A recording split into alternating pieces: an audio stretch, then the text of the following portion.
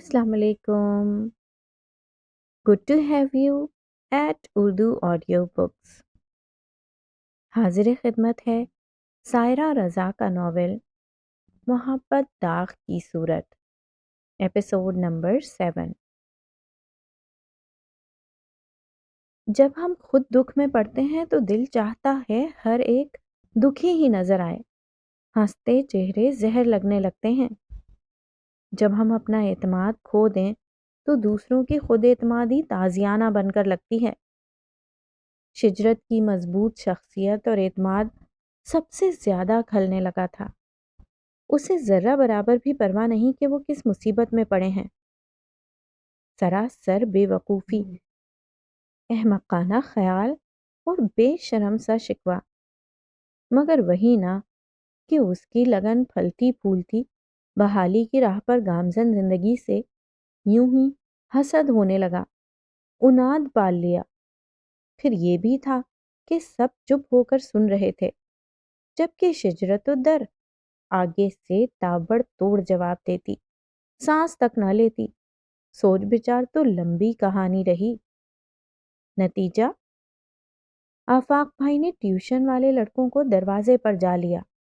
अंदर घुसतों को सीने पर पंजा धर के पीछे धकेला। मुंह से कुछ ना बोले, चुटकी बजाई, फिर सीटी और सख्त कतईयत से भरपूर तासुरात के साथ वापसी का इशारा किया। खत्म ट्यूशन, कहीं और बंदोबस्त करो। लड़कियों से कुछ ना कहा, वो खुद ही घबरा गईं। उस दिन पढ़ाई ना की जा सकी। लेकिन हम किसे तलाश कर रहे हैं? सन्नान उसके पीछे लपकते हुए चिल्लाया था। और क्यों? बस तुम साथ चलो। वो मुड़े बगैर उजलत से बोली, इतना मुश्किल काम भी नहीं। शिजरत की जहानत को कौन पहुंच सकता है? अगला जुमला हस्बे आदत खुद कलामी था। सन्नान ने शाने उचकाए। शिजरत घर से सारा हिसाब किताब लगा कर निकली थी, सो उसे उलझने का डर नहीं था। चूंकि उसके जहन में टारगेट क्लियर था, लिहाजा वो सीधे पुलिस मोबाइल तक गई। यूनिवर्सिटी में किसी भी किस्म की बदअमनी व दंगा फसाद ना पैदा हो, इस मकसद के लिए जगह जगह पुलिस और रेंजर्स की चौकियां कायम थीं। शिजरत का मकसद उसी मोबाइल में किसी की तलाश थी, या फिर वो चौकी जो कैंटीन के नज़दीक हो। उसे ज्यादा मेहनत नहीं करनी पड़ी। वो तलाश के लिए पुरजोश जो थी, मगर होश में भी थी। उसने खुद को मख्फी कर रखा था। यकदम उसके नथने फड़कने लगे। सन्नान ठिठक कर रुक जाने पर उसका चेहरा देखने लगा। बंदूक इसके हाथ में है, ताने खड़ा है अलर्ट मेरे वतन का बांका सिपाही, और मार देने के अजाइम तुम्हारी आंखों में। ये क्या कहानी है खातून? सन्नान ने शोख लहजे में पूछा। शिजरत सिपाही परवेज खान को घूर रही थी, खा जाने वाली निगाहों से। वसीले तासुरात इतने कड़े से कड़े होते जा रहे थे कि किसी पल वो आगे बढ़े और वही गन जिसे थामे वो खड़ा है उस पर ही खाली कर दे। क्या हुआ शिजरत? क्या बात है? सन्नान ने संजीदगी से कहा। कुछ नहीं हुआ, आओ चलें। लेकिन हम यहाँ आए ही क्यों थे? करना क्या था? जिस लिए आए थे वही करके ही जा रहे हैं। शिजरत का लहजा ठंडा टकार था। शिजरत ने घर आकर हंगामा कर दिया। वो परवेज खान, आफाक भाई का बचपन का दोस्त, 1 साल से है वहां तैनात। पहले तो कुछ ना भोला, आफाक भाई मेरी मुखबरी करवाने लगे हैं उससे। वो आग बगूला हो रही थी। पहले मेरे रिस्क रोजी पर लात मारने की कोशिश की, बच्चों को डरा कर भगा दिया। अल्लाह जानता है किस मुश्किल से वो दोबारा आए हैं। पहले मेरा हाथ ऊपर था, अब वो मुझ पर एहसान जता कर आ रहे हैं। मैंने आज तक किसी की बात नहीं सुनी, और अब? उसने झुरझुरी सी ली। और कल तो हद हो गई। 10 नंबर पर खड़े थे, मुझे वॉच कर रहे थे कि कैसे आती हूँ। जैसे रोज आती हूँ वैसे ही आई हूँ।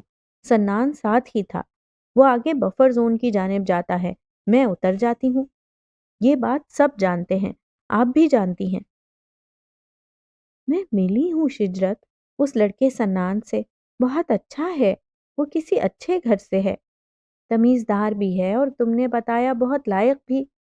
ہم جماعت ہے تو ملنا جلنا تو رہے گا، کوئی قباحت نہیں، لیکن ذرا کم کرو اگر بھائی کو اچھا نہیں لگتا تو۔ امی، میرے اچھے برے میں کوئی نہیں ہے، میں خود ذمہ دار ہوں، کسی کو کیا تکلیف، میں اب بچی نہیں ہوں۔ ہاں، محسنہ نے سانس بھری، یہی تو کہہ رہے ہیں، اب تم بچی نہیں ہو۔ اس بات کا کیا مطلب؟ خیر، آپ سمجھا لیں ان کو، میں اپنی زندگی کے معاملات میں آزاد ہوں۔ وہ چلائی۔ مگر آنے والے کچھ دنوں میں بڑے اور چھوٹے دونوں ماموں بھی آفاق بھائی کے ہم خیال ہو گئے۔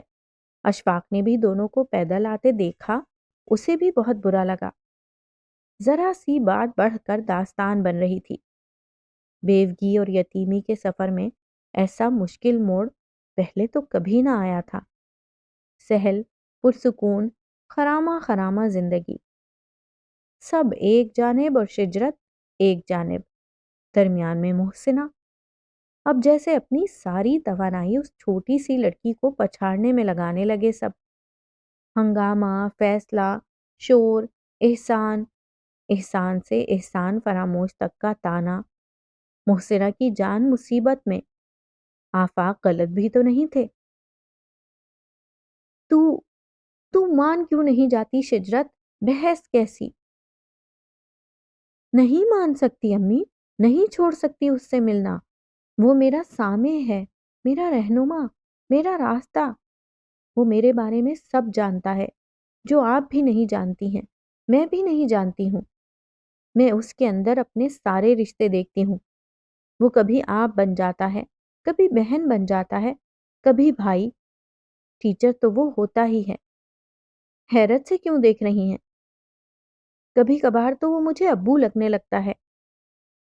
دوست کہوں گی تو اس رشتے کی مرد و عورت کے بیچ جگہ نہیں ہوتی، اس کے میرے بیچ کوئی رشتہ نہیں ہے۔ مگر امی، جو سب ابھی میں نے بتائے، وہ کیا رشتے نہیں ہیں؟ اس کے جملوں میں ساری یتیمی، تنہائی، نارسائی کی داستان سمٹ آئی۔ بالکل نہیں ہے، ان سب کو فقط جذباتی باتیں کہا جائے گا۔ ان رشتوں کو نہ اللہ مانتا ہے، نہ اس کی کتاب میں ان رشتوں کے اصول و ضوابط لکھے ہیں۔ اور رہی دنیا، اللہ اور اس کی کتاب کی جواب دہی آخرت میں ہوگی۔ دنیا میں جیسا مرضی کھل کھیلو، مگر دنیا، یہ ہمارے ارد گرد کے لوگ، یہ ہر روز کی بنیاد پر سوال نامہ ترتیب دیتے ہیں، بلکہ ہر منٹ پلکوں کی جنبش اور سانسوں کی رفتار پر بھی نظر رکھتے ہیں۔ انہیں روز کی بنیاد پر جواب دینے ہوتے ہیں۔ اس پر کمال یہ کہ گہری گھما پھرا کر کی گئی باتیں تو یہ سمجھتے ہی نہیں، سیدھا اور صاف جواب چاہتے ہیں۔ تم ان رشتوں کی کوئی وضاحت ان کو نہ دے سکو گی۔ دنیا سے ڈر کر چلنا پڑتا ہے، بلکہ دنیا کے بتائے دکھائے طے شدہ رستے پر ہی چلنا ہوتا ہے۔ میں نہیں مانتی کسی دنیا کو اور دنیا کی باتوں کو۔ میری اپنی دنیا، اپنی زندگی ہے، جس کو میں اپنی مرضی سے جیتی ہوں۔ دنیا کون ہوتی ہے سوال کرنے والی؟ شجرت نے بات کاٹ کر درستگی سے کہا تھا، اسے پتنگے لگ گئے تھے، مگر ساتھ ہی وہ محسنہ کے جملوں کی سادگی مگر گہرائی سے بھی حیران ہوئی تھی۔ وہ جو بہت کم پڑھی لکھی تھی اور ہمہ وقت نمک مرچ میں جتی رہتی تھی، ایسی مدلل گفتگو بھی کر سکتی ہیں۔ شجرت بے وقوف تھی، اسے خبر نہیں تھی کہ محسنہ کو عام حالات میں اس موضوع پر بولنے کے لیے کھڑا کیا جاتا تو وہ جھینپ کر معذرت کرتی کہ وہ کیا کہیں، مگر اس وقت وہ ماں تھیں جو بیٹیوں کی عزت و مرتبے کی حفاظت کے لیے ہر میدان مارنا جانتی ہے، خواہ ہاتھ سے مارنا ہو یا زبان سے۔ شجرت کو پتہ نہیں تھا ایسی صورتحال میں مائیں پڑھی پڑھائی ہوتی ہیں۔ کیوں نہیں مانتی دنیا دنیا ہی سب کچھ ہے. دنیا کے سامنے جتنی صحیح زندگی گزاری ہوگی، آخرت کا سوال نامہ اتنا ہی ہلکا ہوگا. کیوں پہنتی ہو لباس؟ استری کر کے سلیقے سے پتے کیوں نہیں باندھ لیتی؟ جسم ہی تو ڈھانپنا ہے نا. دنیا کے ڈر سے سوچو، پتے باندھ کر نکلیں تو. محسنہ نے قصدن جملہ ادھورا چھوڑا. سالن کٹوری میں کیوں لیتی ہو؟ ہاتھ میں ڈلوا لیا کرو. مگر نہیں، کٹوری طریقہ ہے، سلیقہ ہے، علم اور عقل. کٹوری دنیا ہے. کیسے کہہ دیا کہ دنیا کی پرواہ نہیں، دنیا سب کچھ ہے؟ دنیا سب کچھ ہے، اس کے طے کیے راستے پر ہی چلنا پڑتا ہے. آج لوگ بے خبر ہیں، کل کو جب با علم ہوں گے تب سب باتیں کریں گے. تم کیسے وضاحت دو گی؟ محسنہ کے جملے سوشیولوجی کی کسی کتاب میں کوٹیشن کے طور پر درج کیے جانے کے لائق تھے. شجرت منہ کھول کر ماں کو دیکھ رہی تھی. سامنے بولتی عورت محسنہ نہیں تھی، وہ ایک ماں تھیں جو اپنی بیٹی کو وہ سبق پڑھا رہی تھی جو کسی کتاب کے نصاب کا حصہ نہیں ہوتا. شجرت کی بولتی بند ہو گئی تھی. رشتہ کیا بہت ضروری ہے امی؟ اس کا لہجہ ٹوٹ گیا. ہاں، محسنہ نے کہا، رشتہ بہت ضروری ہوتا ہے شجرت. سیدھی سادی زندگی کو کیوں مشکل بنا رہی ہے بچی؟ آج فقط آفاق چلایا ہے، اس کی وجہ کچھ بھی رہی ہو. انداز اور طریقہ غلط ہے، مگر بات غلط نہیں ہے. کل کو کوئی انہیں روک کر کہہ دے تمہاری بہن کو دیکھا تھا فلاں لڑکے کے ساتھ، بھائی بے پرواہی سے تم پر یقین کر بھی لیں گے تو اگلے کو کبھی بھی نہیں دلوا سکیں گے. بحث نہ کر، چھوڑ دے اس ضد کو. ہم جماعت ہے، اچھا لڑکا ہے، بس جماعت تک ہی محدود رکھ. نہیں چھوڑ سکتی. محسنہ کے جملے پر وہ سماعت سے ٹکرا کر زمین بوس ہو گئے تھے. وہ اپنی ہی دھن میں تھی، کھو گئی تھی. آواز دھیمی تھی مگر عزم بلند. محسنہ نے سر ہاتھ پر گرا لیا. میں اس سے محبت کرتی ہوں امی. محبت؟ وہ کیا ہوتی ہے؟ ابھی کچھ دیر پہلے عالم و فاضل جملوں، گہری حکایتوں کا ڈھیر لگا دینے والی محسنہ کے منہ سے بے اختیار نکلا تھا. محبت، اوس کی صورت، پیاسی پنکھڑی کے ہونٹ کو سیراب کرتی ہے. گلوں کی آستینوں میں انوکھے رنگ بھرتی ہے. سحر کے چھٹپٹے میں گنگناتی ہے، مسکراتی ہے، جگمگاتی ہے. محبت کے دنوں میں دشت بھی محسوس ہوتا ہے کسی فردوس کی صورت. محبت، اوس کی صورت. اسے 10 برس کی اس عمر میں نظر انداز کیے جانے کا احساس ہوتا تھا. اس کے وجود کی نفی، بے معنی حیثیت. اسے لگتا وہ کسی کے دستے طلب کی دعا نہیں ہے. یوں ہی فالتو سا. اب وہ زیادہ گہرائی سے سوچنے لگا تھا اور کھوجنے کی سعی. اسے کڑیاں جوڑنا نہیں آتی تھیں، پزل حل کرنے نہیں آتے تھے، مگر پزل کے بکھڑے ٹکڑے اس کے پاس نہیں تھے. دھتکارے جانے کا احساس، لا یعنی سے کچھ شکوک حقیقت تھے. جب وہ 5 برس کا تھا تو اسے لوٹا دیا گیا، یعنی دھتکار دیا گیا. لیکن نہیں، جب وہ بہت چھوٹا سا تھا، پنگوڑے میں تھا. نہیں، تب بھی نہیں. جب وہ پیدا ہوا تھا تب بھی ایک انکار تھا، حیرت تھا، ناپسندیدگی، بے عزتی اور شرم تھا. ایسا سوال جس کا جواب منہ چھپانے پر مجبور کر دے، بغلیں جھانکنے پر. دنیا اسے ناجائز سمجھتی تھی، جبکہ وہ ناجائز تو نہیں تھا. کیا جائز تھا؟ مگر اس مشکل سوال سے زیادہ مشکل میں اس کی ماں تھی اس سمے، اور دیگر لوگ. کسی کو سمجھ میں نہ آتا تھا کہ وہ درد سے تڑپتی اس کی ماں کو اسپتال جانے پر کیسے قائل کیا جائے، اور گھر کی دائی ماں؟ اور ابھی تو فقط جانے کا مسئلہ تھا، واپس لوٹنے پر کیا ہوگا؟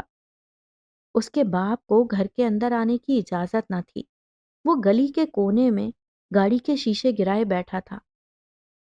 9 مہینے کے آغاز پر ہی وہ سوچنے لگی تھی کہ بس کون سی گھڑی ہو اور وہ اس مصیبت سے چھٹکارا پائے۔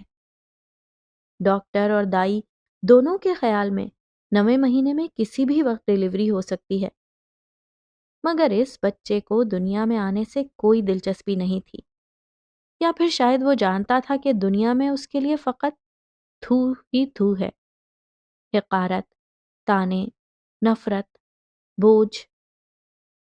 وہ دنیا میں آنے سے پہلے اتنی بڑی آزمائش تھا، تو بعد میں تو اسے 9 ماہ کے آغاز ہی سے درد کے چھوٹے چھوٹے وقفے محسوس ہونے لگے تھے۔ شروع میں یہ درد بہت کم وقت کے لیے محسوس ہوتا، اور پھر دھیرے دھیرے دورانیہ بڑھنے لگا۔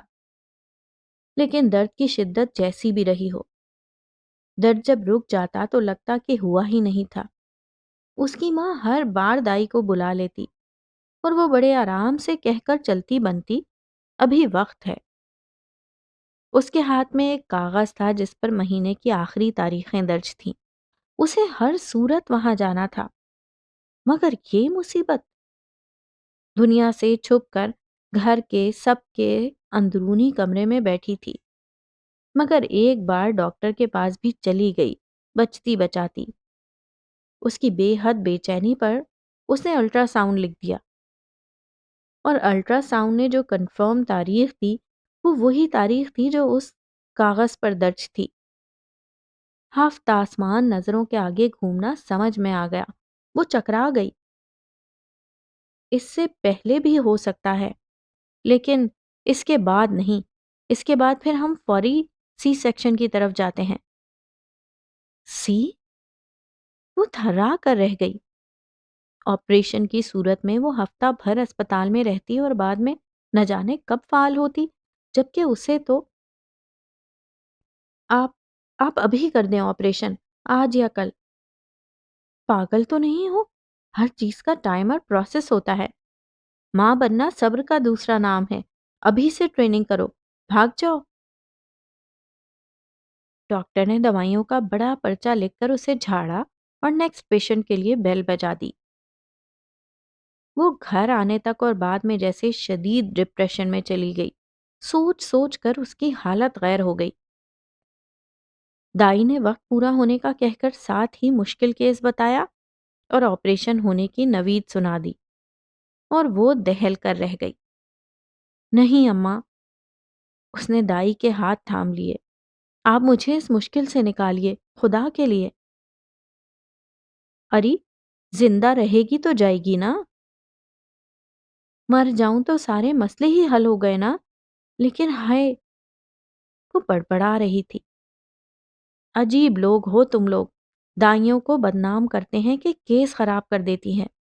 میں اپنے منہ سے کہہ رہی ہوں کہ لے جاؤ، اور تم پہلے بچے کی دفعہ کون رسک لیتا ہے، اور آپریشن پر کون سے زیادہ پیسے لگتے ہیں؟ 10-12 ہزار کا خرچہ ہے، وہ بھی اچھے اسپتال میں۔ بات پیسوں کی نہیں ہے، وہ چلائی تھی، پسینے سے تر وجود، خشک لب اسے جھٹکے سے لگنے لگے۔ دونوں عورتیں اس کے نزدیک آ گئیں۔ اس کی ماں نے تیزی سے کہنا شروع کیا، پیسوں کا مسئلہ نہیں ہے، اس کا باپ نوٹوں سے بھرا تھیلا لے کر کھڑا ہے۔ دائی کے کھلتے لب بند ہو گئے۔ اب بولنے کا نہیں، کرنے کا وقت تھا۔ اور پتہ نہیں گھڑی کی سوئیاں کتنا آگے سرکی تھیں جب کمرے میں نو مولود کے رونے کی آواز گونجنے لگی۔ چہار عالم میں اپنی آمد کا اعلان کرتا لڑکا۔ پیدائش کے عمل کے بعد مائیں بے دم، ساکت، ٹھنڈے وجود کے ساتھ اسٹریچر پر پڑی سوتی ہیں، نڈھال، بند آنکھیں۔ مگر یہ انوکھی ماں تھی، اس کی آنکھوں میں زندگی لوٹ آئی تھی۔ اسے اپنے اندر چوکڑیاں بھرتے ہرن کی سی توانائی محسوس ہو رہی تھی۔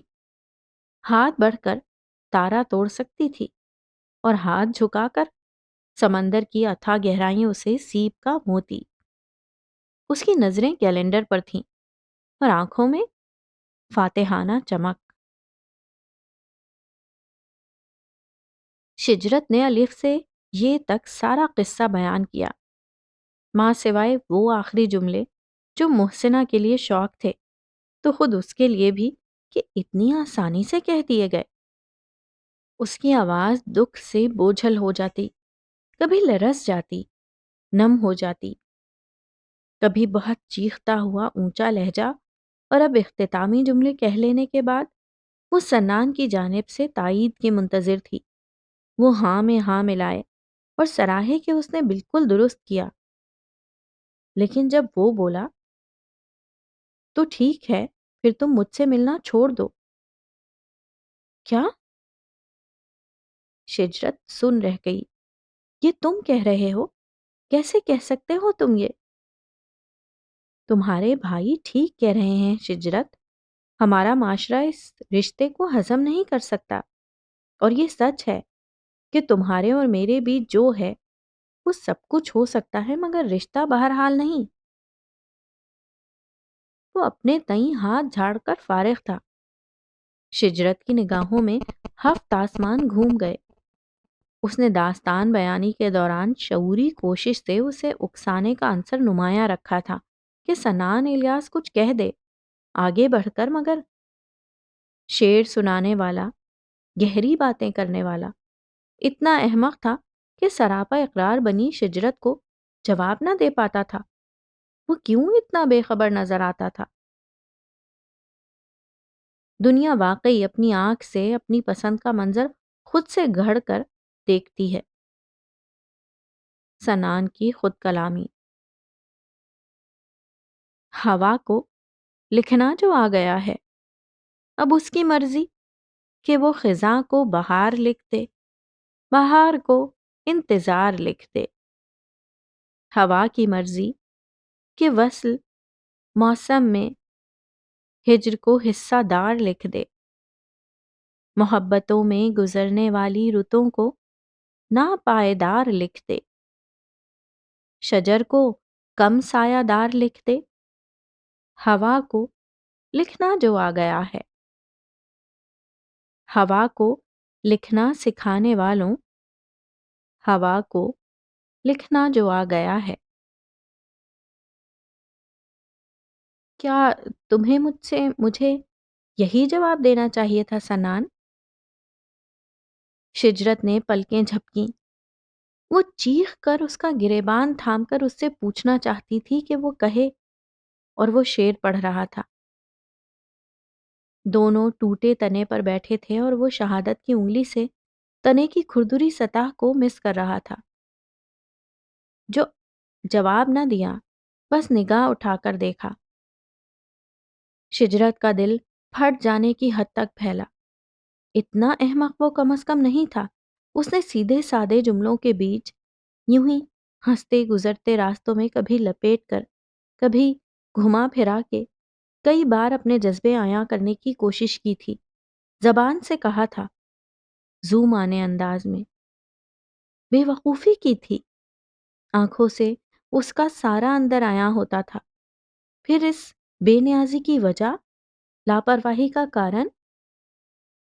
وہ اتنی جرأت مند تھی کہ صاف اپنے منہ سے کہہ دیتی کہ، لیکن یکدم اس کے اندر کا عورت پن اود کر آیا تھا۔ وہ اب لفظ بھی نہ کہے گی۔ وہ سرعت سے اپنا بیگ اور فائل سمیٹ کر تنے سے اچھل کر کودی۔ اے، کہاں جا رہی ہو؟ سنان بری طرح چونکا۔ کلاس میں تو ابھی بہت وقت تھا۔ جا رہی ہوں، اس نے اپنی آواز کی ساری سلوٹیں دور کر کے کہا، تمہیں چھوڑ کر۔ یہی کہا ہے نا میرے بھائی نے، اور تم نے تائید کی ہے۔ اس نے آنکھوں میں آنکھیں ڈال دیں۔ یوں ایسے ایک دم اچانک؟ وہ بھی اب اچھل کر تنے سے اترا۔ ہاں، جب فیصلہ کر لیا تو دیر کیسی؟ ابھی یا کبھی؟ خدا حافظ۔ وہ کئی قدم آگے بڑھی۔ ابھی تو یار لنچ تو کر لیں۔ وہ بھاگ کر آگے آیا تھا۔ کیوں؟ کیسا لنچ؟ جب طے کر چکے تو کر چکے، ابھی اور اسی وقت، دی اینڈ۔ اس نے دل برف کی سل ٹھہرا دی تھی، آگ آنکھوں کے راستے نکلنے لگی۔ میرا مطلب یہ نہیں تھا، مگر میں نے یہی سمجھا۔ وہ تن کر کھڑی ہو گئی۔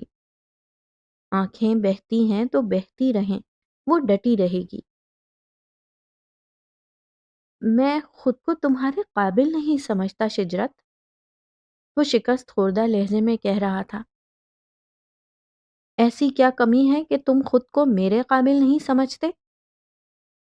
وہ حیرت سے پوچھ رہی تھی۔ تم نے شاید کبھی مجھے غور سے نہیں دیکھا، اس نے کہا، اور پھر اس کے بدستور سوالیہ چہرے کو دیکھ کر خاموشی سے اپنی ٹانگ سامنے کر دی۔